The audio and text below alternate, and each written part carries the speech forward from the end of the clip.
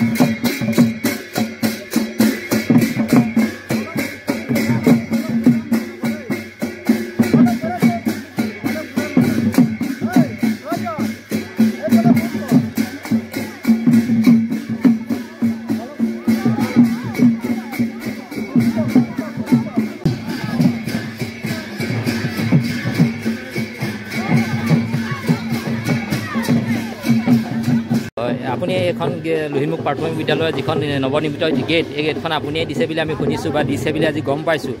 আজি আপুনি কি ভাবি পেলাই এই গেটখন দান কৰিলে? মই ভাবিছোঁ যে পাৰ্থিৱ যিখিনি ধন সম্পত্তি হয় সেইখিনিতো অস্থায়ী, গতিকে মানে সেইখিনিতো বহুতেই ঘটিলোঁ, কিন্তু স্কুলখনৰ কাৰণে যিটো স্থায়ী এটা কৰ্ম কৰিবৰ মোৰ ইচ্ছা আছিল, গতিকে ৰাইজে বিচাৰিলে, গতিকে সেইখিনি মই দিবলৈ পাই বহুত সুখী হৈছোঁ। ভাল লাগিলে বাইদেউ আপোনাৰ কথা শুনি। আপুনি ছাত্ৰ ছাত্ৰীৰ কাৰণে, ৰাইজৰ কাৰণে যিখিনি কৰিলে সেইখিনি এটা মহান কথা, মহান কাম। আৰু এনেকুৱা যাতে ভৱিষ্যতে আৰু কৰিব পাৰে, মই তাৰ কাৰণে ভগৱানৰ ওচৰত আশীৰ্বাদ কৰিছোঁ। ধন্যবাদ। উপস্থিত লহিমপুৰ প্ৰাথমিক বিদ্যালয়ৰ আমাৰ নৱনিৰ্মিত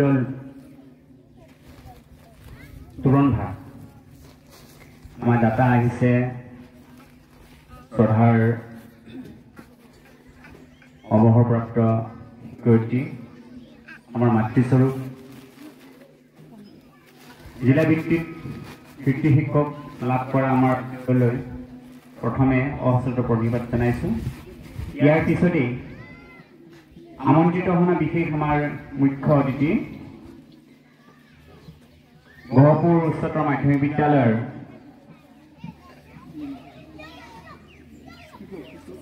শিক্ষক বীৰেনকাঁত হাজৰিকা ছাৰলৈ আমি উষ্ম আদৰণি জনাই, আৰু আমাৰ বাইদেউৰ সপৰিয়ালৰ যিমানবোৰ ইয়াত শুভাকাংক্ষী বাইদেউৰ পৰিয়ালবৰ্গ আৰু শিক্ষাবিদ, জ্যেষ্ঠ নাগৰিক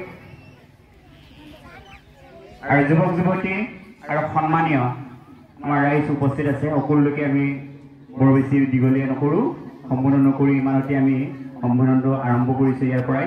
গতিকে শ্ৰদ্ধাৰ পূজ্যবৰ মিনতী বাইদেউলৈ আমি প্ৰণিপাত জনাই আজি কাৰ্যসূচী আৰম্ভ কৰিব বিচাৰিছোঁ। আমি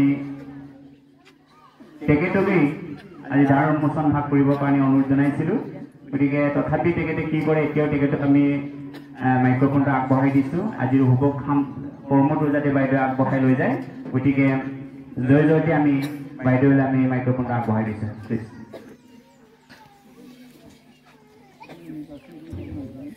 পৰম শ্ৰদ্ধাৰ আজিৰ এই অনুষ্ঠান ভাগত উপস্থিত থকা মুখ্য অতিথি হিচাপে আমি সশ্ৰদ্ধ প্ৰণাম জনাইছোঁ বীৰেনকাঁত হাজৰিকাদেৱক। তাৰপিছতে মোৰ সমূহ পৰিয়ালবৰ্গ, মিতিৰ কুটুম, তেখেতসকলকো মই আন্তৰিক শ্ৰদ্ধা জনাইছোঁ।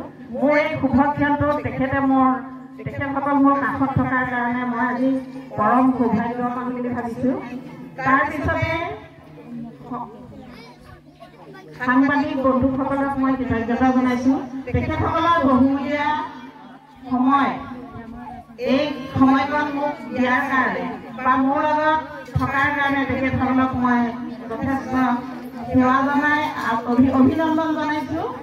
আৰু সমূহ মালিপুৰবাসী ৰাইজ যাৰ নেকি মই সকলোকে মই আজিও মোৰ নিজৰ কাম উৎসৰ্গিত কৰি থৈছোঁ। আৰু সমূহ অভিভাৱক অভিভাৱিকাসকল আৰু মৰমৰ কণ ছাত্ৰ ছাত্ৰীসকল তেওঁলোকতে মোৰ জীৱনটো ইয়াতে মই সমৰ্পণ কৰিছিলোঁ। আজি এই শুভ ক্ষণটোত মই এই বিদ্যালয়ৰ হকে এখন তোৰণ আগবঢ়াবলৈ পাই পৰম সৌভাগ্যৱান বুলি নিজকে ভাবিছোঁ। আৰু এই তোৰণা আজি সমূহ মালিকবোৰ তথা দুইখন প্ৰাথমিক বিদ্যালয়ৰ সমূহ কৰ্মকৰ্তাসকললৈ মই আগবঢ়াই দিবলৈ আৰু এই তোৰণভাগ উন্মোচন কৰিবৰ কাৰণে মই বীৰেন কাঠ হাজৰিকাদেৱক আগবঢ়াই তথা নিমন্ত্ৰণ কৰি আনিছোঁ। তেখেতে এই কামটো সুচাৰুৰূপে কৰি আমাক অনুপ্ৰাণিত কৰিব বুলি মই আশা কৰিম।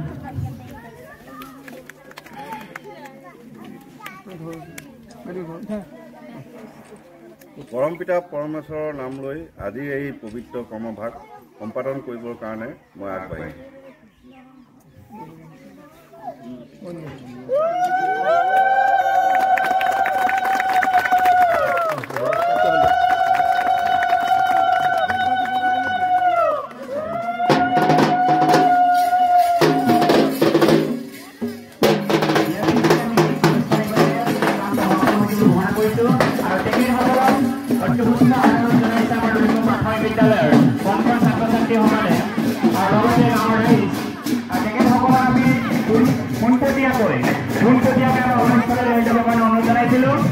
সভাস্থলীত লৈ যাবৰ কাৰণে আমি প্ৰধান শিক্ষক সীমান্ত বৰা ছাৰক আমি অনুৰোধ জনাইছোঁ।